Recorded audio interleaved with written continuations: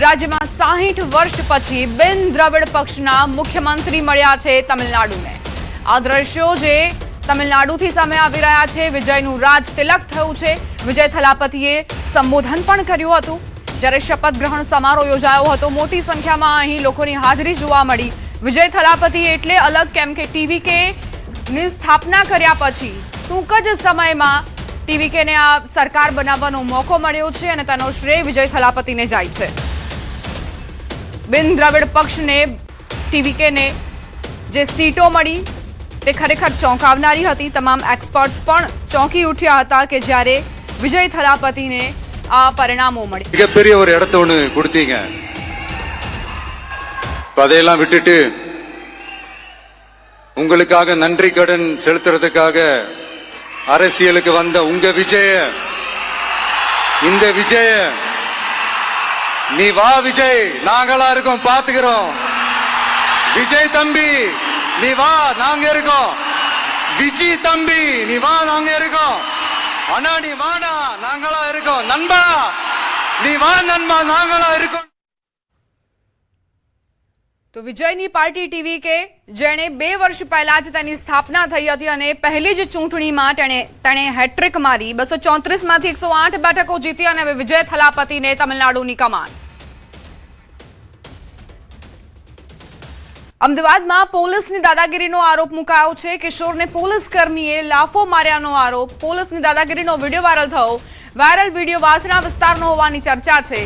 આરોપ છે કે 2 કિશોર ગાર્ડનમાં રાત્રે ગયા હોવાથી પોલીસની પીસીઆર ગાડીએ કિશોરને બહાર કાઢીને લાફો માર્યો હતો, જે બાદ સ્થાનિકોએ હોબાળો મચાવ્યો હતો। સ્થાનિકોએ પોલીસની દાદાગીરીનો આરોપ મૂક્યો। કિશોરના પરિવારજનો અને સભ્યોનો ફોન લઈને પોલીસે કાયદેસરની કાર્યવાહી કરવાની ધમકી આપી રહ્યા છે। વાયરલ વિડીયો અંગે ન્યૂઝ 18 ગુજરાતી પુષ્ટિ નથી કરતું। સંવાદદાતા નવીન જોડાઈ ગયા છે વધુ જાણકારી સાથે। નવીન, આ વાયરલ વિડીયોને લઈને શું જાણકારી? દીપા, જે રીતે માહિતી મળી રહી છે કે 2 કિશોરો રાતે ગાર્ડનમાં ગયા હતા, ત્યારે પરિવારનો જે આક્ષેપ છે કે બંને કિશોર છે તેને આ પોલીસ દ્વારા લાફો મારવામાં આવ્યો છે અને તેમને ધમકી પણ આપવામાં આવી છે। જોકે આ ખરેખર આ ઘટના કેમ બની છે અને આ ઘટના પાછળનું કારણ શું છે, તપાસનો વિષય છે। જોકે આ વિડીયો જે છે, હાલ જે પ્રાથમિક માહિતી અનુસાર વાસણા વિસ્તારનો આ વિડીયો હોવાનું સામે આવી રહ્યું છે, પરંતુ આ વિડીયો ક્યારનો છે અને શું છે તે હજી સુધી જાણી શકાયું નથી। જોકે આ વિડીયો વાયરલ થયા બાદ પોલીસ તપાસ કરશે અધિકારીઓ દ્વારા અને ત્યારે ખબર પડશે કે આ લાફો મારવા પાછળનું કારણ શું હોઈ શકે છે। દીપા જી, નવીન, આ જે વિડીયો વાયરલ થયો છે તેને લઈને પરિવારજનોનું શું કહેવું છે? કેમ કે તેમણે એવો પણ આરોપ મૂક્યો હતો કે પરિવારજનોને ધમકી આપી રહી છે પોલીસ। બિલકુલ, જે રીતે વિડીયોના વાયરલ થયા બાદ આરોપ જે પરિવારનો છે કે જે બંને કિશોરને ખોટી રીતે હેરાન કરવામાં અને માર મારવામાં આવ્યો છે, લાફો મારવામાં આવ્યો છે અને તે લોકો રાતે જે છે ગાર્ડનમાં ફરવા ગયા તે દરમિયાન આ ઘટના બની છે અને ત્યારબાદ પોલીસ દ્વારા પરિવારજનોને પણ ડરાવવાની અને ધમકી આપવાનો જે છે આરોપ પરિવાર દ્વારા લગાવવામાં આવી રહ્યો છે। એટલે મેં જે પ્રમાણે કે અધિકારીઓ આ વિડીયોને સંજ્ઞાનમાં લઈને અને ક્યાંક ને ક્યાંક ઘટના પાછળ હકીકત શું છે તે જાણવાનો પ્રયાસ કરશે, ત્યારે જ ખબર પડશે કે ખરેખર લાફો મારવા પાછળનું કારણ શું હોઈ શકે છે। દીપા, આભાર નવીન જાણકારી આપવા માટે। અમદાવાદના સરખેજ પોલીસ સ્ટેશનને મોટી સફળતા મળી છે। બાંકરોલથી સનાથલ જવાના રોડ પરથી પોલીસે અંદાજે 1.1 કરોડની કિંમતનો વિદેશી દારૂ અને બિયરનો જથ્થો ઝડપી પાડ્યો। કુલ 9,624 નંગ દારૂ અને બિયરની બોટલો કબજે કરાઈ। પંજાબથી ગુજરાતમાં જથ્થો લાવવામાં આવતો હતો। કાર્ટૂન બોક્સની આડમાં હેરાફેરી થતી હતી। પોલીસે વખતારામ બેનીવાલ નામના આરોપીની ધરપકડ કરી છે। સંવાદદાતા ઋત્વિજ જોડાઈ ગયા છે વધુ જાણકારી સાથે। ઋત્વિજ, સરખેજ પોલીસને કઈ સફળતા મળી છે? વાત કરીએ તો સરખેજ પોલીસ સ્ટેશનનો જે સ્ટાફ છે તે પેટ્રોલિંગમાં હતો તે દરમિયાન તેઓને બાતમી મળી હતી કે સરખેજ બાકરોલ સર્કલથી સનાથલ સર્કલ તરફ એસપી રિંગ રોડ ઉપર એક ટ્રક જઈ રહ્યો છે, જેમાં મોટા પ્રમાણની અંદર દારૂનો જથ્થો ભરેલો છે।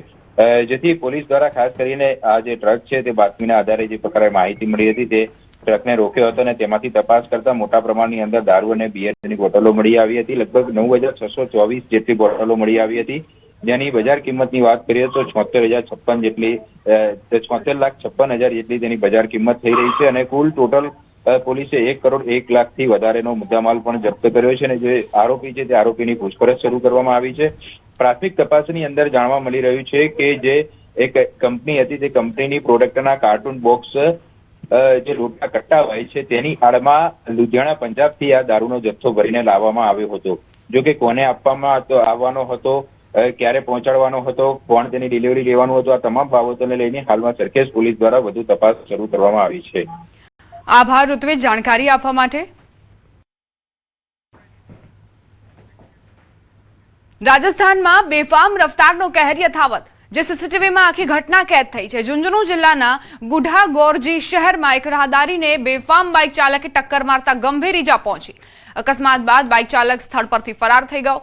પોલીસ ઘટના સ્થળે પહોંચી અને નજીકના સીસીટીવી કેમેરાના ફૂટેજની તપાસ કરી હતી. રાહદારી રસ્તો ક્રોસ કરી રહ્યો હતો ત્યારે પૂરપાટ ઝડપે આવતા બાઇક ચાલકે તેને ટક્કર મારી હતી. બેફામ રફતારનો કહેર જે સીસીટીવી ફૂટેજમાં કેદ થયો છે. કઈ રીતે એક વાહન ચાલક જે પસાર થઈ રહ્યો છે અને સામેથી એક વ્યક્તિ રોડ ક્રોસ કરવા જાય છે અને તેને ટક્કર મારે છે. પૂર ઝડપે દોડતી આ બાઇકે રાહદારીને અડફેટે લીધો, જે બાદ રાહદારી ઈજાગ્રસ્ત અવસ્થામાં હોસ્પિટલ ખસેડવામાં આવ્યો.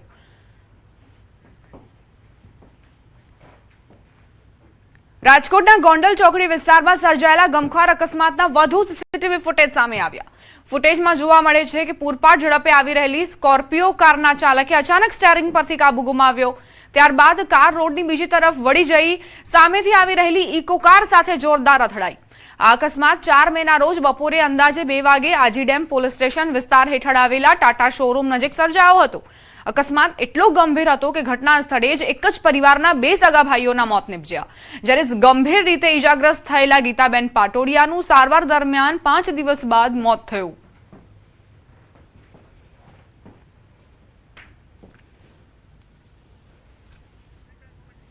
ચાર મેના રોજ આ અકસ્માત સર્જાયો હતો, જેના બીજા સીસીટીવી ફૂટેજ પણ સામે આવ્યા. એક જ પરિવારના 2 સગા ભાઈઓના મોત અને એક મહિલાનું પણ 5 દિવસની સારવાર બાદ મોત નીપજ્યું. ગોંડલ ચોકડી પાસેનો આ અકસ્માત જે સીસીટીવી ફૂટેજમાં કેદ થયો છે. હચમચાવનાર આ સીસીટીવી ફૂટેજ છે અને આ જે અકસ્માતો થઈ રહ્યા છે તેનાથી આપણે બોધપાઠ લેવાની જરૂર છે. પરંતુ કેટલાક વાહન ચાલકો હજુ પણ ઓવર સ્પીડે વાહન હંકારીને અન્યના જીવ જોખમમાં મૂકે છે.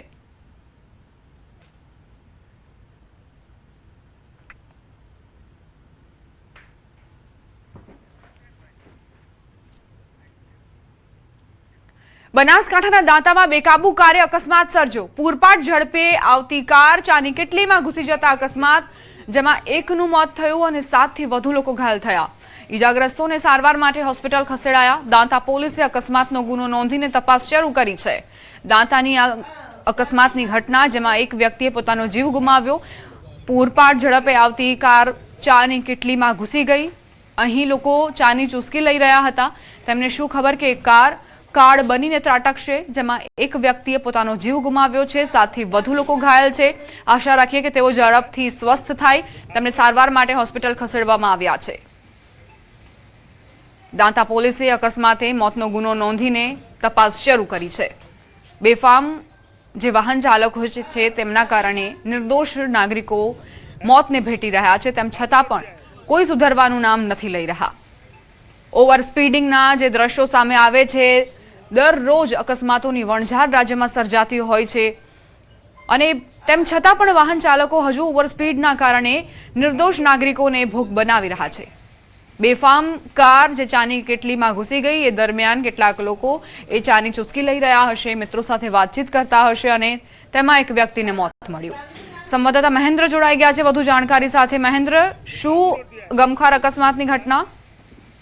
જી બિલકુલ, આપને બતાવી દઉં કે આજે વહેલી સવારે એમ કહી શકાય છે કે આબુ રોડથી અમદાવાદ તરફ જઈ રહેલી એક કાર હતી, જે ધસમસતી કાર દાંતાના પોલીસ સ્ટેશન આગળ જ એક રેકડી બનાવી અને પોતાનો ધંધો રોજગાર ચલાવી રહ્યો હતો, જે ચાની હોટલમાં અચાનક જ આ કાર ધસમસતી જે વળાંકમાં આવેલી હતી, જે રેકડીમાં ઘૂસી ગઈ હતી, જેના કારણે વહેલી સવારે જે 4-5 જણા લોકો બેઠેલા હતા, તેમજ જે ચા ચલાવનાર હતો, જેમાં એક વ્યક્તિનું ઘટના સ્થળે મોત થયું છે, જ્યારે 5 થી 7 લોકોને ગંભીર ઇજાઓ થતા દાંતાની સામૂહિક હોસ્પિટલમાં ખસેડવામાં આવે છે. જો કે આ સમગ્ર ઘટના પોલીસ સ્ટેશનની આગળ જ બનેલી હોવાથી પોલીસ પણ તાત્કાલિક ઘટના સ્થળે દોડી આવી હતી અને અકસ્માતે ગુનો નોંધી વધુ આગળની તપાસ હાથ ધરી છે. જો કે કેમ કરીને આ ઘટના સમગ્ર બની છે, સ્ટીયરિંગ પરનો કાબુ ગુમાયો છે કે પછી કે અન્ય રીતે નશાયુક્ત પદાર્થમાં હતા કે તે બાબતે પણ પોલીસ ઊંડાણપૂર્વક તપાસ હાથ ધરી રહેલી છે. જી આભાર મહેન્દ્ર, જાણકારી આપવા માટે.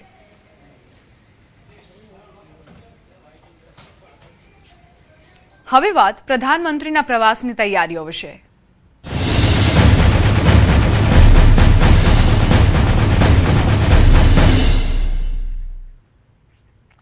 પ્રધાનમંત્રી નરેન્દ્ર મોદી 10 અને 11 મે દરમિયાન ગુજરાત પ્રવાસે આવી રહ્યા છે. બંગાળ અને સ્થાનિક સ્વરાજની ચૂંટણીમાં પ્રચંડ જીત બાદ પીએમની પ્રથમ મુલાકાત છે. પીએમ મોદી સૌરાષ્ટ્ર અને મધ્ય ગુજરાતના મહત્વના કાર્યક્રમોમાં હાજરી આપશે. 10 તારીખે રાત્રે પીએમ મોદી જામનગર પહોંચશે. જામનગરમાં રાત્રિ રોકાણ બાદ પીએમ મોદી સોમનાથ જશે. દેવાધિદેવ મહાદેવની પૂજા અર્ચના બાદ પીએમ મોદી વિશાળ સભા સંબોધશે. સોમનાથ મંદિરના જીર્ણોદ્ધારને 75 વર્ષ પૂર્ણ થતા સોમનાથ અમૃત મહોત્સવની ઉજવણી કરાશે. સોમનાથ બાદ પીએમ મોદી વડોદરાની મુલાકાત લેશે. વડોદરામાં સરદાર ધામ હોસ્ટેલનું ઉદ્ઘાટન કરશે. ત્યારબાદ દિલ્હી રવાના થશે. પીએમ મોદીની મુલાકાતને લઈને કાર્યકરો અને લોકોમાં ભારે ઉત્સાહ છે. લોકો પીએમના સ્વાગતને લઈને થનગની રહ્યા છે. પીએમના કાર્યક્રમોને લઈને પૂરજોશમાં તૈયારીઓ કરાઈ છે. જામનગરમાં રાત્રે પહોંચવાના છે અને સોમનાથ મંદિર સવારે 10 વાગે પહોંચી મંદિરમાં પૂજા અર્ચના કરી અને સોમનાથ મંદિરના પ્રાંગણમાં એક સભાનું આયોજન છે. ત્યારબાદ રાજકોટ એરપોર્ટથી તેઓ સીધા વડોદરા મુકામે જવાના છે. પ્રધાનમંત્રી મોદી આજથી ગુજરાતના 2 દિવસીય પ્રવાસે આવી રહ્યા છે. પીએમ મોદી સૌપ્રથમ જામનગર પહોંચશે, જ્યાં તેઓ રાત્રિ રોકાણ કરવાના છે. પીએમ મોદીના સ્વાગતને લઈને તડામાર તૈયારીઓ કરાઈ છે. પીએમ મોદીના આગમનને લઈને જામનગરના રસ્તાઓ રોશનીથી ઝગમગી ઉઠ્યા છે. ઠેર ઠેર પીએમ મોદીના સ્વાગતના બેનર્સ લાગી ચૂક્યા છે. પીએમ મોદી એરપોર્ટથી લાલ બંગલા સર્કલ પહોંચશે, જ્યાં લોકોનું અભિવાદન ઝીલશે. જેને લઈને લાલ બંગલા સર્કલ પર એક સ્ટેજ પણ તૈયાર કરાયું છે. પીએમ મોદીના સ્વાગત માટે જનતા થનગની રહી છે. સાંસદ પૂનમબેન માડમ, પ્રદેશ મહામંત્રી પ્રશાંત કોરાટ સહિતના આગેવાનોએ તૈયારીઓની સમીક્ષા કરી હતી. મહત્વનું છે કે પીએમ મોદી જામનગરમાં સર્કિટ હાઉસ ખાતે રાત્રિ રોકાણ કરશે અને સવારે સોમનાથ જવા રવાના થશે. પશ્ચિમ બંગાળ અને સ્થાનિક ચૂંટણીઓમાં પ્રચંડ જીત બાદ પીએમ મોદી પ્રથમ વખત ગુજરાત મુલાકાતે આવી રહ્યા છે, જેને લઈ કાર્યકરોમાં ભારે ઉત્સાહ જોવા મળી રહ્યો છે. ભારતના પ્રધાનમંત્રી અને ગરવા ગુજરાતી નરેન્દ્રભાઈ મોદી ગુજરાત પ્રવાસે છે, ત્યારે 10 મેના તેઓ જામનગરમાં સૌપ્રથમ આવી પહોંચશે. ત્યારે જામનગરમાં નરેન્દ્ર મોદીને આવકારવા માટે અનેરો થનગનાટ છે તે જોવા મળ્યો છે. જ્યારે 10 તારીખના રાત્રે નરેન્દ્ર મોદી જામનગર ખાતે આવવાના છે, ત્યારે જે પ્રકારના દ્રશ્ય આપ જોઈ રહ્યા છો તેમને આવકારતા ઠેર ઠેર બેનરો લાગ્યા છે. બીજી તરફ પ્રધાનમંત્રીનો રૂટ જે રસ્તા ઉપરથી પસાર થવાનો છે, જે કાફલો જ્યાંથી નીકળવાનો છે, ત્યાં રોશનીનો ઝળહળાટ છે તે જોવા મળી રહ્યો છે. ઠેર ઠેર રોશનીથી જળહળીટ કરવામાં આવી છે. બીજી બાજુ જામનગરના લાલ બંગલા સર્કલમાં જ્યારે વડાપ્રધાન આવી પહોંચશે ત્યારે તેમનું ખાસ અભિવાદન પણ કરવામાં આવશે. તેના માટેનું ખાસ સ્ટેજ છે તે પણ તૈયાર કરવામાં આવ્યું છે. જે પ્રકારના દ્રશ્ય આપ જોઈ રહ્યા છો, વડાપ્રધાનના આગમનને લઈને તમામ પ્રકારની તૈયારીઓ છે તે કરવામાં આવી છે. જામનગર છે એ સોળે શણગાર સજ્યું છે. વડાપ્રધાનનો રાત્રિ મુકામ છે તે જામનગરમાં છે. જામનગરના રાજાશાહી વખતના સર્કિટ હાઉસમાં વડાપ્રધાન નરેન્દ્ર મોદી છે તે રાત્રિ રોકાણ કરશે, ત્યારે તેના માટે ચુસ્ત પોલીસ બંદોબસ્ત અને એસપીજી સહિતની સુરક્ષા એજન્સીઓ દ્વારા પણ તમામ પ્રકારની તૈયારીઓ કરવામાં આવી છે. હાલ જે સર્કિટ હાઉસ છે તે સર્કિટ હાઉસ આસપાસ પણ રોશનીનો ઝળહળાટ છે તે જોઈ શકાય છે. વડાપ્રધાનને આવકારવા બંગાળની જીત બાદ જે પ્રકારે વડાપ્રધાન આવી રહ્યા છે, ત્યારે તેમનું અભિવાદન કરવા માટે લોકો પણ તલપાપડ છે ને આતુરતાથી રાહ જોઈ રહ્યા છે. કિંજલ કારસરિયા, ન્યૂઝ 18 ગુજરાતી, જામનગર. ભારતના પ્રધાનમંત્રી અને ગરવા ગુજરાતી નરેન્દ્રભાઈ મોદી આજથી ગુજરાત પ્રવાસે છે, ત્યારે આજે રાત્રે તેઓ જામનગર ખાતે આવી પહોંચવાના છે. જામનગર આવે તે પહેલા જ તમામ પ્રકારની તૈયારીઓ છે તે કરી લેવામાં આવી છે અને ભાજપના પ્રદેશના નેતાઓ અને ધારાસભ્યો સહિતના અગ્રણીઓ છે તે સભા સ્થળે પહોંચ્યા છે. વડાપ્રધાન છે તેનો કાફલો જામનગર એરફોર્સથી સીધો જ લાલ બંગલા સર્કલ ખાતે પહોંચશે અને અહીં અભિવાદનનું પણ આયોજન કરવામાં આવ્યું છે. અને ખાસ કરીને બંગાળની જીત બાદ નરેન્દ્રભાઈ સૌપ્રથમ ગુજરાતમાં આવી રહ્યા છે અને જામનગર ખાતે તેઓનું સ્વાગત થવાનું છે. કયા પ્રકારની તૈયારીઓ? દેશના યશસ્વી પ્રધાનમંત્રી શ્રી વિશ્વ નેતા આદરણીય શ્રી નરેન્દ્ર મોદી સાહેબ ગુજરાતની ધરતી ઉપર આવી રહ્યા છે. ગુજરાત ભારતીય જનતા પાર્ટીના કાર્યકર્તાઓમાં પણ અનેરો ઉત્સાહ છે. આખા જામનગર મહાનગરને ખૂબ સારી રીતે શણગારવામાં આવ્યું છે. દેશના યશસ્વી પ્રધાનમંત્રી 11મી તારીખે સવારે સોમનાથ ખાતે જઈને સોમનાથ મંદિરના જીર્ણોદ્ધારના 75 વર્ષ પૂર્ણ થઈ રહ્યા છે. અમૃત મહોત્સવ છે, ત્યારે સોમનાથ મહાદેવને શીશ ઝુકાવવાના છે અને એ કાર્યક્રમની અંદર પણ સમગ્ર સૌરાષ્ટ્રમાંથી કાર્યકર્તાઓ લોકો ઉમટીને ત્યાં પણ એમને સાંભળવા માટે જવાના છે. સોમનાથ દાદાના દર્શને પણ સૌરાષ્ટ્રભરના લોકો ત્યાં જવાના છે. ત્યારબાદ બપોર પછી વડોદરા ખાતે એક ભવ્ય 150 કરોડના ખર્ચે સરદાર ધામનું નિર્માણ થયું છે, એનું પણ લોકાર્પણ છે. એ કાર્યક્રમની અંદર માન્ય દેશના યશસ્વી પ્રધાનમંત્રી ત્યાં ઉપસ્થિત રહેવાના છે. અને કાર્યક્રમ પૂર્ણ થયા પછી જ્યારે ભરત એરપોર્ટ ખાતે જશે ત્યારે વડોદરા અને આખું જે મધ્ય ગુજરાત છે ત્યાંના લોકો, ભારતીય જનતા પાર્ટીના કાર્યકર્તાઓ પણ જે રૂટ ઉપરથી પસાર થશે ત્યાં રોડ શોના માધ્યમથી માન્ય મોદી સાહેબનું અભિવાદન કરવાના છે.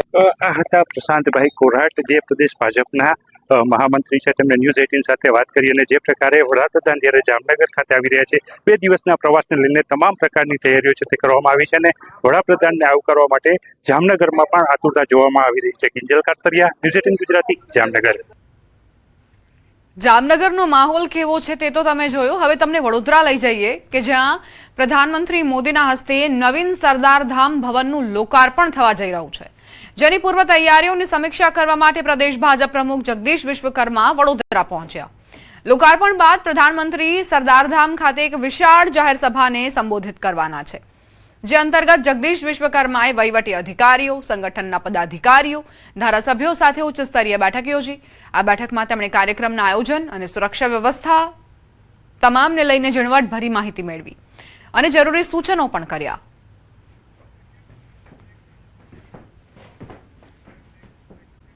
યોગ્ય રીતે બંધ ન થતા છેલ્લા 15 દિવસથી રસ્તાનો ભાગ જોખમી સ્થિતિમાં છે. ખુલ્લી ગટર અને બેરિકેડિંગના કારણે ખાસ કરીને પીક અવર્સ દરમિયાન ભારે ટ્રાફિક જામ સર્જાઈ રહ્યો છે. પ્રેરણા તીર્થથી બુટ ભવાની મંદિર તરફ ચાલી રહેલા બ્રિજ નિર્માણના કારણે ટ્રાફિક ડાયવર્ટ થવાથી સમસ્યા વધુ ગંભીર બની છે. સ્થાનિકોએ અનેક રજૂઆતો છતાં એએમસી તરફથી કાયમી ઉકેલ ન આવતા રોષ વ્યક્ત કર્યો અને તાત્કાલિક કાર્યવાહી કરવાની માંગ કરી. જેવું ઇલેક્શન પત્યું એવો પ્રોબ્લેમ ચાલુ થઈ ગયો છે અને ઘણીવાર કમ્પ્લેન કરી છે અમે.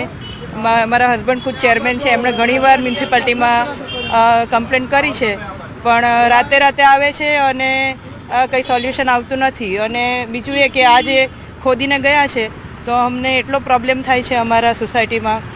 અને પ્લસ એ જ કે એના કારણે આ જે મેઇન ગટર છે એના કારણે અમારી જે સોસાયટી છે એનું જે ગટર લાઇન છે એનું પાણી જે છે તે બધું બેક આવે છે. આમાં ગવર્મેન્ટને જે આપણા એમએનસી વાળાને છે ને એ કહેવાની જરૂર છે કે ભાઈ અહીંયા શાકની લારીઓવાળા ઊભા રહે છે, ફ્રૂટ્સવાળા ઊભા રહે છે. અમારે સ્થાનિક રહીશોએ અમારે શું વિચારવાનું? અહીંયાથી ગંદી જે માખીઓ ને મચ્છર ને એ બધું છે, ફ્રૂટ્સ ને શાક, અને એ જ શાકભાજી અત્યારે અમને એવું લાગે કે અમે ખાઈ રહ્યા છીએ. તો તાત્કાલિક આ કારણ જે પ્રોબ્લેમ થયો છે તો પ્લીઝ તમે લોકો આને સોલ્વ કરો એમ. આ 20 દિવસથી આ ખાડા છે, અહીંયા જવાય એવું કહે છે. આ જોજો ગટરનું પાણી કેવું, 4-5 જણ તો બીમાર છે, બરોબર. આ લોકો બીમાર છે, અહીંયા કોઈ જોવા જ આવતું નથી. અચ્છા, કોર્પોરેટરને હજુ સત્તા જે પ્રકારે ચૂંટાયા અમે તો કઈ થાકી ગયા. કોર્પોરેટરને 2-3 અરજીઓ આપી, કોઈ કશું કોઈ કશું કહેવા નથી આવતું. જે સોશિયલ મીડિયા એક્ટિવમાં ગણો તો આ મ્યુનિસિપાલિટીના જે કોન્ટ્રાક્ટરો છે જે એના ઉપર કોઈ કાયદો નથી. તમે અહીંયા વસ્તુ બહાર મૂકો તો તમારા ઉપર કાયદો છે, મ્યુનિસિપાલિટી આવશે તમને લોક મારશે, પણ જે કોન્ટ્રાક્ટર છે એના ઉપર કોઈ કાયદો લાગુ નથી પડતો. હવે જે આ રસ્તો છે સોસાયટીનો, અમારી સોસાયટીનો ગેટ છે, અહીંયા 4 વ્હીલર ગાડી લઈને માણસ નીકળે કઈ રીતે? કોઈ બીમાર હોય, કોઈને રાત્રે અર્જન્ટ નીકળવું હોય તો કઈ રીતે? એક બાજુ આને જે બોર્ડર મારવી જોઈએ એ બોર્ડર મારેલી નથી. હવે વાત પાણીની સમસ્યા વિશે.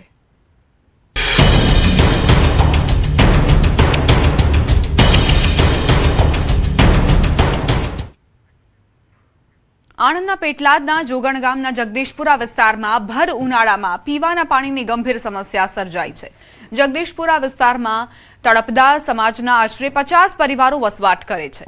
તેઓ પીવાના પાણી માટે દરરોજ દૂર સુધી પાણી ભરવા જવા માટે મજબૂર બન્યા છે.